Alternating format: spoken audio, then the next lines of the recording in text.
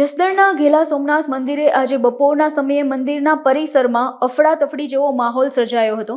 મંદિરના ગેટ પર ફરજ બજાવતા સિક્યુરિટી ગાર્ડ દ્વારા મંદિરના પૂજારીને ફોન કરીને જણાવવામાં આવેલું કે એસી રૂમ નંબર 3માં શંકાસ્પદ કાળા કલરની બેગ છે, જેમાં કદાચ બોમ્બ હોઈ શકે।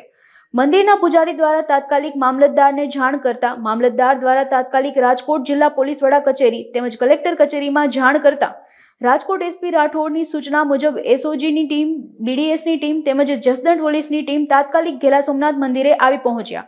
તેમની પાછળ મેડિકલની ટીમ, ફાયર બ્રિગેડની ટીમ, એમ્બ્યુલન્સ પહોંચી હતી। થોડીક ક્ષણ માટે તો બધાને એવું લાગ્યું કે ખરેખર કોઈ આતંકવાદી જ ઘૂસી આવ્યા છે, પણ વાસ્તવિકતામાં એ એક મોકડ્રીલનો ભાગ હતો। આજરોજ અમને કંટ્રોલમાંથી મેસેજ મળેલ કે ઘેલા સોમનાથ મંદિરમાં કોઈ શંકાસ્પદ ચીજવસ્તુ પડેલ છે। તેના અનુસંધાને રાજકોટ ગ્રામ્ય કંટ્રોલમાંથી એસઓજીની ટીમ તેમજ બીડીડીએસની ટીમ અને સ્થાનિક પોલીસ સ્ટેશનને જાણ કરવામાં આવેલ, ત્યારે તાત્કાલિક સ્થાનિક પોલીસ સ્ટેશન, જસદણ પોલીસ સ્ટેશનની ટીમ, એસઓજીની ટીમ અને બીડીડીએસની ટીમ ઘટના સ્થળે પહોંચી ગયેલ અને ઘટના સ્થળે તપાસ કરતા રૂમમાં એક કાળા કલરની બેગ પડેલ હતી। તેને બીડીડીએસ દ્વારા ચેક કરવામાં આવેલ।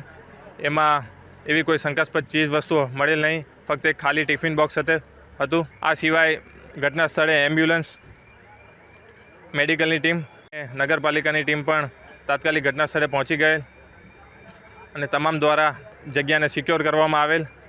હાલમાં એવી કોઈ ગભરાવા જેવી કોઈ વસ્તુ મંદિર પરિસરમાં નથી અને ખોટી અફવા તો નહીં, પણ આવી કોઈ શંકાસ્પદ વસ્તુ આવે અને પોલીસને જાણ કરવામાં આવે સારી બાબત છે। એનાથી મોટી દુર્ઘટના બનતી અટકાવી શકાય છે। એટલે મારી તમામને અપીલ છે કે આવી કોઈ શંકાસ્પદ વસ્તુ મળે તો એની ખોલવી નહીં, એની નજીક જવું નહીં, પણ તાત્કાલિક પોલીસ કંટ્રોલ રૂમનો સંપર્ક કરો અને જાગૃતિ ફેલાવી, ખોટી ભાગદોડ કરવી નહીં કે જેનાથી મોટી જાનહાનિ સર્જાય।